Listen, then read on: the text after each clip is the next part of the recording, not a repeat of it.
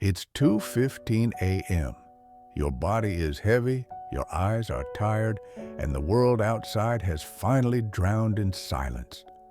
But inside, in your mind, the lights are blindingly bright. Did you say the wrong thing in that meeting 3 years ago? Why hasn't that person replied to your message yet? What if everything you plan fails? You're not broken. You're just watching a show in the 2 a.m. theater. This scene happens to many of us, and tonight I want to tell you why it happens to you. During the day, we have a shield that protects us. It's made of coffee, emails, crowded streets, and small talk. We call it busyness, but psychology calls it cognitive load. As long as your mind is processing the world around you, traffic lights, lunch taste, your coworker's voice, it doesn't have enough space to look inward. Your daytime mind is like a busy train station. Thoughts come and go at lightning speed, leaving no time to check the luggage, but as soon as your head hits the pillow, the noise stops. Distractions fade. For the first time in 16 hours, your mind has the platform all to itself. Those bags you carried all day, it's time to unpack them. The psychology of the default mode. There's a part of our brain called the default mode network. Think of it like a screensaver that appears when a computer is idle. As you try to drift off to sleep, this system kicks into full gear. Its job isn't to help you sleep, it's to balance the books. It scans your past, wipes your future, and evaluates your social standing among others. In daylight, you have the ability to see clearly. You can look at a problem and find a solution. But at night, you enter a state of emotional vulnerability. The prefrontal cortex, the rational, mature part that says everything will be okay, is the first to go to sleep in your body. And when the sensible person leaves the room, emotions take the wheel. Every awkward memory becomes a disaster.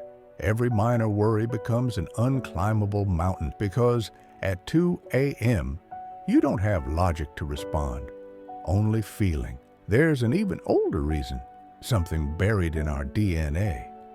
Thousands of years ago, night wasn't just a time for rest, it was a time for danger. When the sun disappeared, our ancestors had to be on high alert. Is that shadow a predator? Is the tribe safe? Your overthinking isn't your brain trying to annoy you. It's trying to protect you. When you lie awake, worrying about your future or relationships, your brain is threat assessing. It thinks it's helping you survive by making sure you've solved every possible problem before closing your eyes.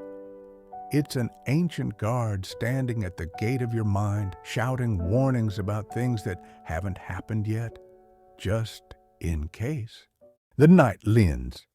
Have you noticed how a problem feels like a mountain at midnight, yet the next morning at 10 a.m., it looks like a small hill? That's because sleep deprivation mimics anxiety symptoms. As the night wears on, your emotional brakes weaken. You lose the ability to distinguish between a real crisis and just a passing thought. Next time this happens, try this. Ask yourself, is this a 2 a.m. problem or a daylight problem? If you can't solve it now, and usually you can't, then it's not a problem. It's just noise. Just an old film your mind is playing because the audience, you, has to watch.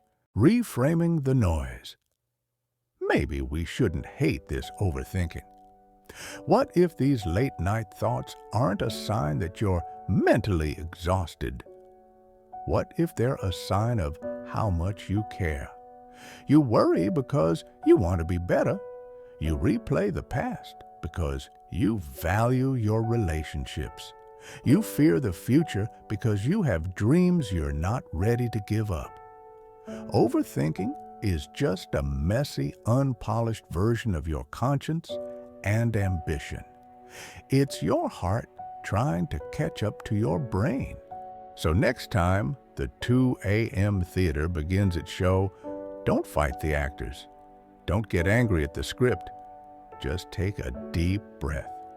Acknowledge the guard at the gate. Tell your mind, thank you for trying to protect me, but we're safe tonight. The world is still out there. Problems will wait until morning, but now your only job is to let go and surrender to calm.